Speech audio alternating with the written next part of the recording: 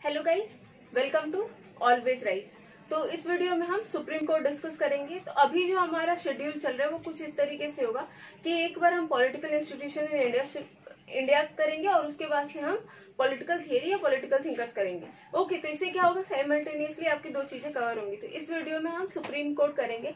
And as you know, अगर आप previous year question paper उठा के देखेंगे तो आपको ये चीज पता होगी कि हर साल कोई ना कोई क्वेश्चन जो है सुप्रीम कोर्ट से रिलेटेड आता ही आता है। That is a must. तो इसलिए आपको सुप्रीम कोर्ट जो है या फिर जुडिशरी है उसको अच्छे से आपको प्रिपेयर होना चाहिए, क्योंकि आप एक दो क्वेश्चन तो एक्सपेक्ट कर सकते हैं और जहां से मार्क्स मिल रहे हैं आपको टॉपिक तैयार होना चाहिए। ओके, तो अभी देखते हैं कि पिछले साल कौन कौन से क्वेश्चन आए थे। तो एक्चुअली इन सारे टॉपिक से लगातार क्वेश्चन पूछे गए थे, तो इसलिए मैंने ईयर नहीं लिखा हुआ है, मैंने जो टॉपिक थे वो लिख दिए। और साथ ही जब हम आपको क्वेश्चन की प्रैक्टिस कराएंगे, जैसे सुप्रीम कोर्ट कर लिया है तो सुप्रीम कोर्ट की क्वेश्चन आंसर सीरीज चलेगी जिसमें हम आपको previous year question paper practice कराएंगे। तो उसमें ईयर वाइज आपको क्वेश्चन मिल जाएंगे। तो जो क्वेश्चंस आए थे वो जुडिशियल रिव्यू या जुडिशियल एक्टिविज्म से रिलेटेड थे। उसके बाद से what is the difference between supreme court of India and supreme court of USA, जैसे कि उनकी एज क्या होती है, प्लस उनके पास कौन कौन सी पावर्स होती हैं, एक्सेट्रा।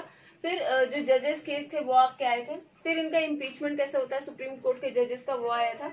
एंड देन रिट्स या जुरिस्डिक्शन उनका, जैसे ओरिजिनल, एपिलेट, एडवाइजरी, ये सारे जुरिस्डिक्शन से क्वेश्चन आए थे। एंड फिर वही यूएस सुप्रीम कोर्ट के जज से क्वेश्चन आए थे, उनके अपॉइंटमेंट से भी क्वेश्चन आया हुआ था। तो ये सारे एक आपको बेसिक आइडिया मिल जाएगा किस तरीके से तैयारी करनी है। Okay, so let's start. So what are the most important things जो आपको पता होनी चाहिए। सबसे पहले जो सुप्रीम कोर्ट है वो हमारे कॉन्स्टिट्यूशन के आर्टिकल 124 टू आर्टिकल 147 में आता है। मतलब ये जो सारे आर्टिकल्स हैं ये सुप्रीम कोर्ट से क्या करते हैं, डील करते हैं। फिर जो है इनकी अभी फिलहाल में स्ट्रेंथ क्या है। तो पहले जो आपको पता है कि 31 स्ट्रेंथ थी, लेकिन अभी इनकी स्ट्रेंथ बढ़ा के क्या कर दी गई है, 34 कर दी गई है। लेकिन ये भी स्ट्रेंथ कम है seeing the number of cases. लेकिन आपको क्या याद रखना है कि इनकी स्ट्रेंथ क्या हो गई है, 34 हो गई है। That is a probable question. फिर ये कहाँ से आया था, मतलब सुप्रीम कोर्ट जो है या फिर ये जो कंसेप्ट है सुप्रीम कोर्ट का, ये कहाँ से बोरो किया गया था। तो ये बोरो किया गया था आपका गवर्नमेंट ऑफ इंडिया एक्ट 1935। पहले हमारे पास एक फेडरल कोर्ट थी, ठीक है, जो कि फिर सुप्रीम कोर्ट में बदल गई आफ्टर इंडिपेंडेंस। तो इसको बोरो कहाँ से किया गया, government of India act 1935। Okay, फिर the next important thing is कि अपॉइंटमेंट। तो अपॉइंटमेंट कैसे होती है, अपॉइंटमेंट जो होते हैं सुप्रीम कोर्ट के जज का या फिर चीफ जस्टिस ऑफ इंडिया का, उनका अपॉइंटमेंट जो है प्रेसिडेंट करते हैं।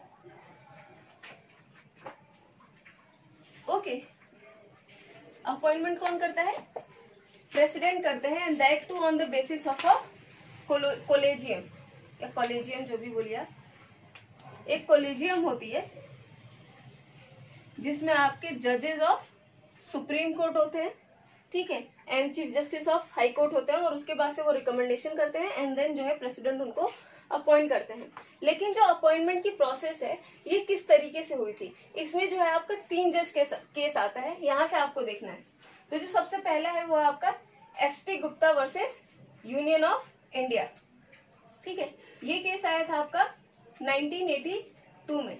ये क्यों हुआ था, हुआ क्या था, जब इंदिरा गांधी की गवर्नमेंट थी तो 1973 में, यानी 1973 से पहले एक प्रोसेस था कि सुप्रीम कोर्ट में जो सबसे सीनियर मोस्ट जज होंगे ना, वही क्या होंगे, आपके सीजेआई होंगे, यानी चीफ जस्टिस ऑफ इंडिया होंगे। लेकिन 1973 में इस प्रोसीजर को इंदिरा गांधी ने क्या किया, चेंज कर दिया और उनसे छोटे, मतलब जो सबसे सीनियर मोस्ट थे उनको हटा के किसी और ने उनको सुपरसीड कर दिया। तो फिर जुडिशरी को लगा ये क्या हो रहा है, ये तो हमारे इंडिपेंडेंस पे खतरा है। तो कहीं ना कहीं उनको ये चीज बहुत ज्यादा प्रॉब्लमेटिक लगी एंड देन दे इंटरवीन। और उन्होंने क्या बोला, फिर एक केस आया SP Gupta versus union of India 1982 में। और इसमें ये बोला गया था कि जो भी हमारा मैटर है, सुप्रीम कोर्ट ने क्या बोला था कि that this is our primal matter, ये हमारा पर्सनल मैटर है कि हमें कौन अपॉइंट करेगा या फिर कौन जो है हमारी जगह लेगा। तो ये हमारा पर्सनल मैटर है, तो इसमें एग्जीक्यूटिव को क्या करना चाहिए, इंटरफेयर नहीं करना चाहिए। ओके, तो उन्होंने बोला था कि on the basis of collegium क्या होगा, हम अपॉइंट अपॉइंट करेंगे खुद को, यानी जुडिशरी क्या करेगी, जुडिशरी को अपॉइंट करेगी। तो this was in 1982 SP Gupta versus union of India. Then आपका सेकेंड केस आया SCAORA versus union of India. अब इस केस में क्या हुआ, एक्चुअली इस वाले केस में क्या था, there is this word consultation. तो एसपी गुप्ता में इन्होंने बोला कि दिस इज नॉट बाइंडिंग। तो गवर्नमेंट को मौका मिल गया कि भाई तुम रिकमेंड करो, ये बाइंडिंग तो है नहीं आपकी रिकमेंडेशन, तो हम जिसे चाहें उसे अपॉइंट करेंगे। तो फिर से ये जब केस आया SCAORA versus union of India, तब इसमें बोला गया कि जो कंसल्टेशन का वर्ड है वो क्या है, बाइंडिंग है। ठीक है, यानी जो भी होगा ये कॉलेजियम फॉर्म होगा और जो कॉलेजियम बोलेगी वही होगा। अब इसमें आया आपका तीसरा, जो थर्ड जज केस जिसको बोलते हैं, ये एक्चुअली में कोई केस नहीं था, ये प्रेसिडेंशियल रेफरेंस था। Presidential reference under article 143, article याद रखना है, अंडर आर्टिकल 143। तो जिसमें इन्होंने पूछा कि ये जो कॉलेजियम है उसमें अगर मान लीजिए कि जो जज है, मतलब क्या जो चीफ जस्टिस ऑफ इंडिया है वो जो बोलते हैं वही बाइंडिंग होगा कि जो बाकी जज है उनका भी कुछ होगा। तब इन्होंने बोला था कि नहीं, जो कॉलेजियम होगा उसमें 4 जो है आपके जज होंगे, ठीक है, सुप्रीम कोर्ट के या फिर डिस्टिंग्विश्ड ज्यूरिस्ट, एंड प्लस क्या होगा, सीजेआई होंगे, यानी चीफ जस्टिस ऑफ इंडिया। तो इसमें जो है मेजॉरिटी होगा। अगर मेजॉरिटी पे ये लोग बोलेंगे किसी को नॉमिनेट करने के लिए तो क्या होगा, फिर उनको नॉमिनेट किया जाएगा। और अगर 2 जज भी मना कर देते हैं तो फिर वो नाम जो है आगे नहीं बढ़ेगा। Okay, so this was your case. एक लॉजिकली बहुत ज्यादा एक्सप्लेन्ड है, तो आपको इसी तरीके से याद रखना है। तो ये प्रोसेस चला था आपका 1982 से 1998 तक, यानी जो प्रेसिडेंशियल रेफरेंस था वो आया था आपका 1998 में, स्कोरा वर्सेस यूनियन केस आया था 1993 में, और एसपी गुप्ता का जो केस था वो आया था 1982 में। ठीक है, तो अभी जो है हमारा यही कॉलेजियम सिस्टम फॉलो होता है। तो यहाँ पर क्या हुआ, यहाँ पर एक और प्रॉब्लम आ गई। वो प्रॉब्लम ये हो गई कि जो एग्जीक्यूटिव है और जुडिशरी है, जुडिशरी पे एलिगेशंस लगने लगे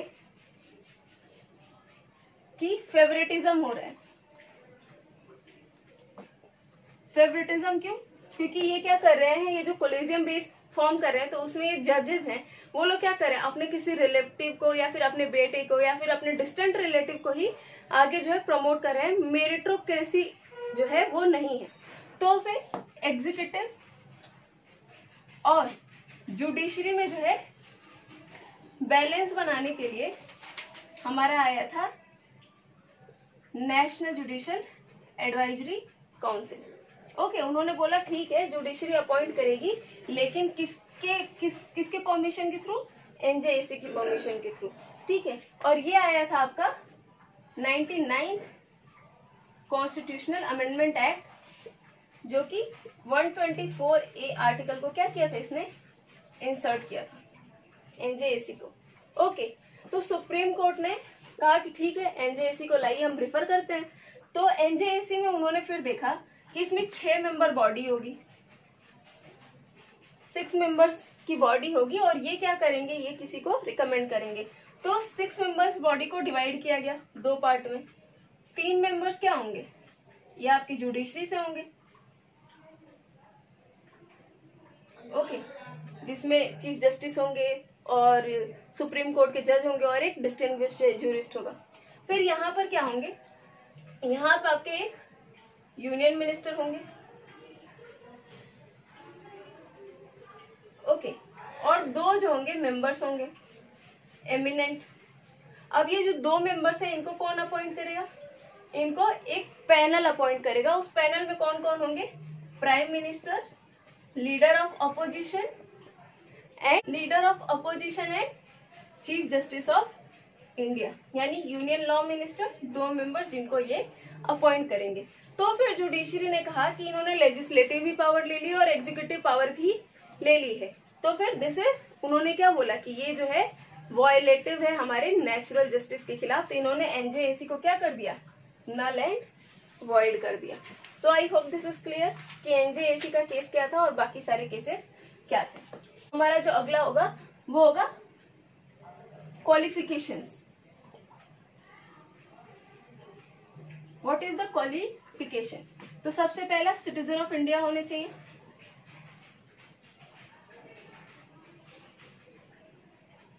ओके। दूसरा 5 साल तक हाई कोर्ट के जज होने चाहिए, या फिर 10 साल तक एडवोकेट होने चाहिए, advocate in supreme court, okay.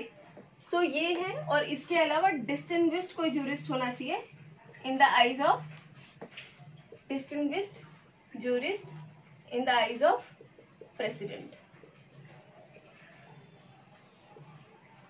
Got it? तो ये जो है इनका क्राइटेरिया होता है। ये जो डिस्टिंग्विश्ड है, जब हम आपको हाई कोर्ट पढ़ाएंगे तो उसमें ये कोई भी क्राइटेरिया नहीं है। तो यहाँ पर आप एक चीज नोटिस करोगे कि कोई भी मिनिमम क्वालिफिकेशन एज नहीं दी हुई है, there is no minimum qualification age. लेकिन अगर सुप्रीम कोर्ट का जो टेन्योर है वो कैसा होगा, जब तक कि उनकी एज क्या हो जाती है 65 ईयर्स तक, मतलब उनका जो मैक्सिमम एज क्या होगा, दैट विल बी 65 ईयर्स। ठीक है। रिजाइन कैसे करेंगे, प्रेसिडेंट को,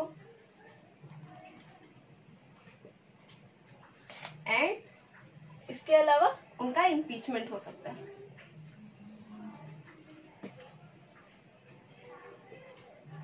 ठीक है, ओके। सो इम्पीचमेंट में एक्चुअली ये जो है पावर दी गई है सुप्रीम कोर्ट को कि कोई भी जो है एग्जीक्यूटिव जो है अपना गलत मिसयूज ना कर पाए, और इसलिए इतनी लेंदी प्रोसेस है। ओके, तो इम्पीचमेंट में होना क्या है, केवल 2 आपके जो है प्रूव्ड मिसबिहेवियर, 2 ग्राउंड्स है केवल, प्रूव्ड मिसबिहेवियर एंड दूसरा है इनकैपेसिटी। ये चीज याद रखनी है, केवल यही 2 ग्राउंड्स ऐसे हैं जिन पे उनको इम्पीच किया जा सकता है या उनको हटाया जा सकता है। अब इसमें भी एक चीज है कि जब कोई भी इम्पीचमेंट के लिए वो किया जाएगा, मोशन भेजा जाएगा, तो ये किसी भी हाउस में हो सकता है, एनी हाउस। यहीं से डायरेक्ट स्टेटमेंट बोलेंगे, केवल ओनली लोकसभा बोल देंगे, ओनली राज्यसभा बोल देंगे, that will be wrong. Any house यानी लोकसभा और राज्यसभा किसी में भी इसको क्या किया जा सकता है, स्टार्ट किया जाता है। अब लोकसभा में जो है कम से कम 100 मेंबर्स क्या होंगे, उनका सिग्नेचर होना चाहिए कि हमको एक जज को क्या करना है, इम्पीच करना है सुप्रीम कोर्ट के। और राज्यसभा में कितने लोगों से साइन होना चाहिए, एटलीस्ट 50 मेंबर्स। ओके, फिर ये जो है स्पीकर के पास जाएगा। अब स्पीकर चाहे तो एक्सेप्ट कर सकते हैं, चाहे तो रिजेक्ट कर सकते हैं। अगर एक्सेप्ट हो गया, in the condition of acceptance, तो एक्सेप्टेंस में क्या होगा, एक्सेप्ट कर लिया तो एक 3 मेंबर पैनल बनेगा। इतना आसान नहीं है कि हो गया करके, 3 मेंबर पैनल बनेगा जिसमें आपके क्या होंगे, सीजेआई होंगे, जज ऑफ हाई कोर्ट होंगे, और फिर होंगे डिस्टिंग्विश्ड जूरिस्ट, सीजेआई और जज ऑफ सुप्रीम कोर्ट। अब ये इन्वेस्टिगेशन करेंगे कि इनका जो ये ग्राउंड्स पे यानी प्रूव्ड मिसबिहेवियर, इनकैपेसिटी है कि नहीं है। अगर उन्होंने ये साबित कर दिया कि हाँ इनका जो है मतलब या तो इनकैपेसिटी है या तो इन्होंने कुछ गलत काम किया है जिसकी वजह से he can not be in the office और he can not hold the position of जज ऑफ सुप्रीम कोर्ट और चीफ जस्टिस ऑफ इंडिया, तो जब ये वैलिडेट करेंगे उसके बाद से मोशन पास होगा, और वो भी कैसे होगा, स्पेशल मेजॉरिटी से, special majority of the house, इसका मतलब 2/3 मेजॉरिटी। एंड देन प्रेसिडेंट इनको क्या करेंगे, रिमूव कर देंगे। Okay, so this is the process of impeachment. अब यहाँ पर एक फैक्ट है, फैक्ट जो आपको याद होना चाहिए कि अभी तक नो जज of supreme court has been impeached. मतलब अब अभी तक किसी भी सुप्रीम कोर्ट के जज को क्या किया गया है, इम्पीच नहीं किया गया है। ठीक है, सो दिस इज इम्पीचमेंट। अब हम आते हैं सुप्रीम कोर्ट के पावर्स पे। तो उनके पावर्स क्या क्या हैं?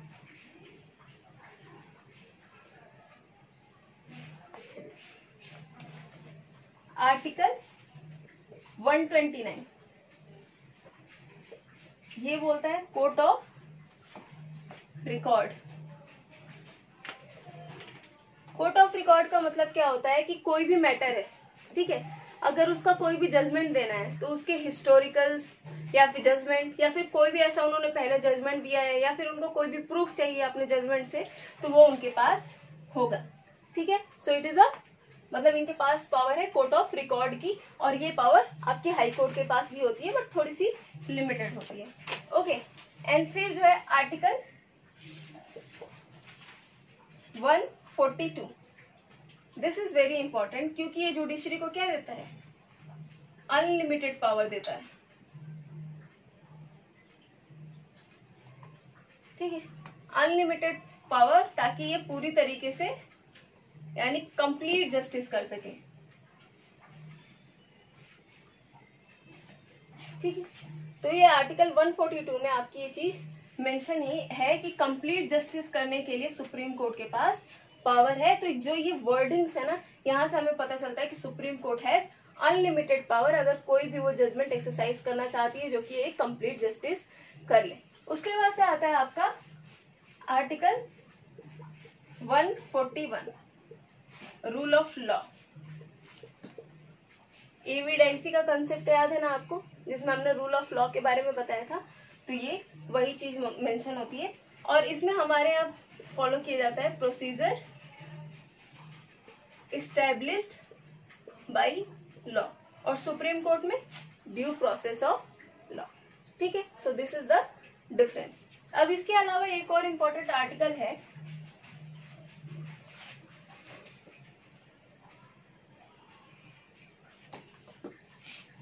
That is article 136। आर्टिकल 136 जो है वो टॉक करता है स्पेशल लीव के बारे में। स्पेशल लीव, इसका क्या मतलब है? देखिए, आपको पता है कि हमारा जो सिस्टम है जुडिशरी का वो कैसा है, integrated and independent, correct. Integrated से क्या मतलब है? इंटीग्रेटेड से मतलब है सपोज यहाँ पे सुप्रीम कोर्ट है, यहाँ पर हाई कोर्ट है, यहाँ पर सबऑर्डिनेट कोर्ट्स है। ठीक है, तो सुप्रीम कोर्ट का जो भी डिसीजन होगा वो सारे हाई कोर्ट्स पर और सारे सबऑर्डिनेट कोर्ट्स पे अप्लाई होगा, मतलब ये सब पे बाइंडिंग होगा। ठीक है, फिर दूसरा है कि हाई कोर्ट का जो भी जजमेंट होगा वो उस पर्टिकुलर मतलब यूनियन टेरिटरी या फिर स्टेट जहां पे वो हाई कोर्ट है वहां पर जो भी जजमेंट देगा वहां के सबऑर्डिनेट कोर्ट पे और वहां के एरिया में क्या होगा, बाइंडिंग होगा। ये हो गया आपका इंटीग्रेटेड। और इंडिपेंडेंट का क्या मतलब है कि ये सारे सारे अपने अपने एरिया में क्या है, इंडिपेंडेंट है, करेक्ट। अब इसमें जो है इंटीग्रेटेड का एक और कंसेप्ट आता है कि अगर आप सेटिस्फाई नहीं हो कि सबऑर्डिनेट कोर्ट ने आपके साथ जस्टिस नहीं किया है तो आप कहाँ जा सकते हो, हाई कोर्ट में जा सकते हो। अगर आपको लगता है कि नहीं हाई कोर्ट ने भी जस्टिस नहीं किया है तो आप कहाँ जा सकते हो, सुप्रीम कोर्ट में जा सकते हो। यानी सुप्रीम कोर्ट क्या है, हाईएस्ट बॉडी ऑफ अपील।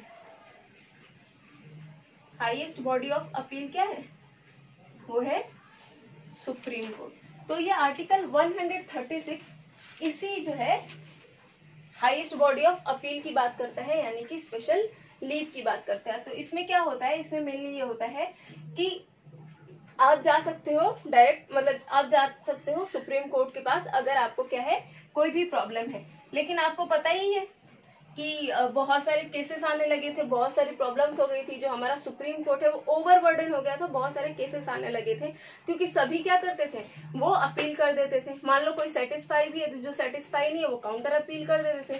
तो इस तरीके से सुप्रीम कोर्ट के पास बहुत सारे केसेस आ गए। And you know supreme court की उतनी स्ट्रेंथ नहीं है, तो उसकी वजह से यहाँ पर दो चीजें निकल के आई कि जब भी आप ये स्पेशल लीव करोगे तो सुप्रीम कोर्ट को जो है अंडर आर्टिकल 136 ये चीज होनी चाहिए कि हाँ इस केस को, मतलब सुप्रीम कोर्ट वो केस को देखेगा और जब वो सर्टिफाई करेंगे या फिर जब सुप्रीम कोर्ट को लगेगा कि हाँ ये जो है केस सुनने लायक है या देखने लायक है, तो हम इसको क्या करेंगे, एज ए स्पेशल लीव इसको लेंगे। या फिर अगर हाई कोर्ट ही सर्टिफाई कर दे कि this is a case which needs special mention to the supreme court verdict, ठीक है।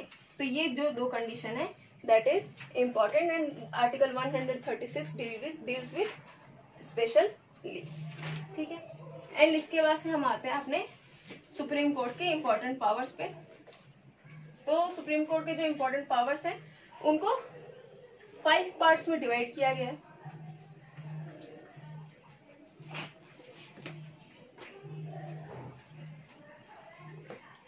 तो आपका सबसे पहला है दैट इज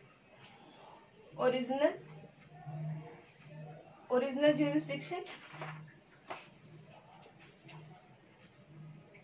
सेकेंड है आपका एपेलेट ज्यूरिसडिक्शन,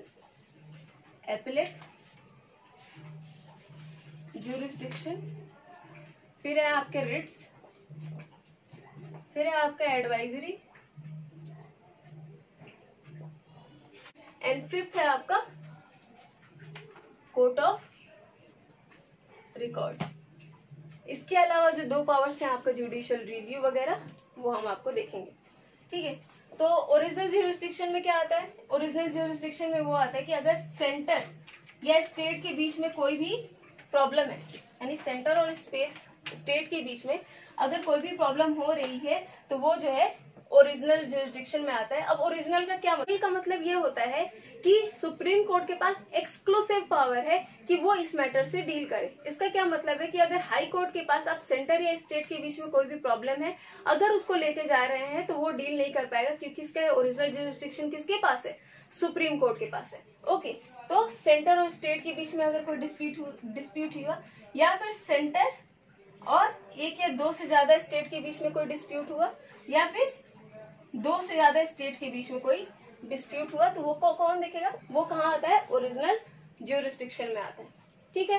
फिर आपका एपेलेट ज्यूरिसडिक्शन में आपको पता ही है कि supreme court is the highest body of appeal. अगर आपको कोई भी प्रॉब्लम लगती है तो आप कहाँ जा सकते हो, आप सुप्रीम कोर्ट में जा सकते हो। फिर रिट्स का मैंने आपको आर्टिकल 32 पूरा बताया था।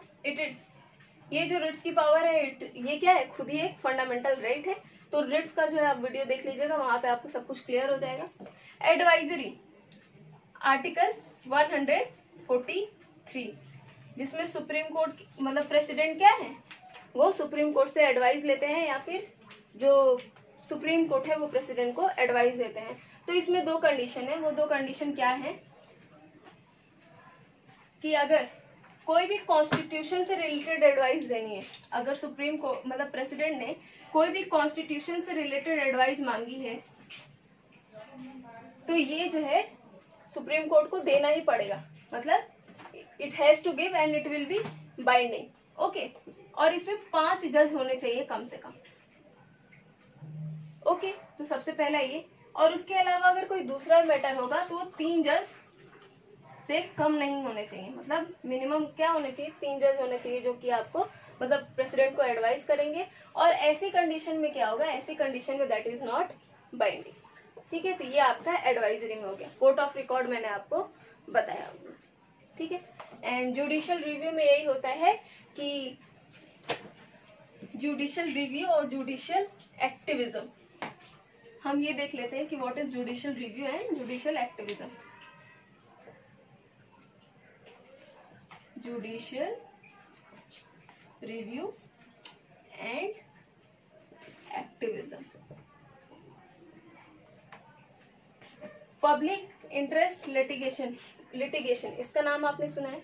जुडिशियल रिव्यू का बेसिकली मतलब है कि अगर सुप्रीम कोर्ट को लगता है कि कोई भी ऐसी चीज है जो कि उनसे गलती हो गई है, या फिर उनको अपनी चीजों को क्या करना है, इंटरप्रेट करना है, कॉन्स्टिट्यूशन को इंटरप्रेट करना है दोबारा से, तो वो क्या हो गया, आपका जुडिशियल रिव्यू में आया।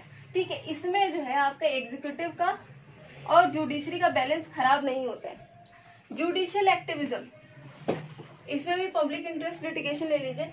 इसमें क्या हो जाता है, जो एग्जीक्यूटिव का काम है, ठीक है ना, वो भी जुडिशरी करने लगती है, वो भी जुडिशरी करने लगती है। फॉर एग्जाम्पल, जो आपका वाटर प्रॉब्लम है, इंटर स्टेट वाटर प्रॉब्लम, ये प्रॉब्लम किसकी है, ये प्रॉब्लम है आपकी स्टेट की। ये इसको कौन सॉल्व करेगा, इसको स्टेट सॉल्व करेगा, लेकिन इसके लिए आदेश कौन दे रहा है, जुडिशरी दे रही है।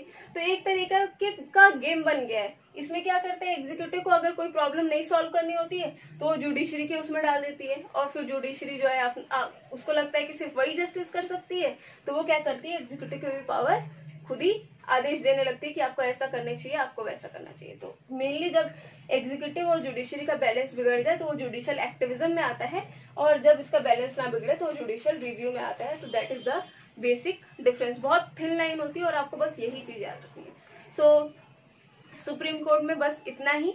अब इसके अलावा जब भी हम जो हमने बताया था कि supreme court of USA and supreme court of India, इन दोनों के बारे में क्वेश्चन पूछे जा रहे थे, तो जब हम क्वेश्चन आंसर की सीरीज करेंगे ना, तो उसमें हम जो है सुप्रीम कोर्ट ऑफ यूएसए की जो पावर्स है उसको डिस्कस करेंगे। ओके, तो आप जो है उस वीडियो को जरूर देखिएगा, ताकि जो भी चीजें रह गई हम उसमें कवर करेंगे। ओके, सो अगर आपको ये वीडियो पसंद आई है तो प्लीज इसको लाइक कीजिए, कमेंट करके अपना फीडबैक दीजिए, शेयर कीजिए, सब्सक्राइब कीजिए। सब्सक्राइब करने के साथ बेल आइकन जरूर दबाइएगा। इससे क्या होगा, जब भी हम कोई वीडियो डालेंगे तो आपको अपडेट मिल जाएगी।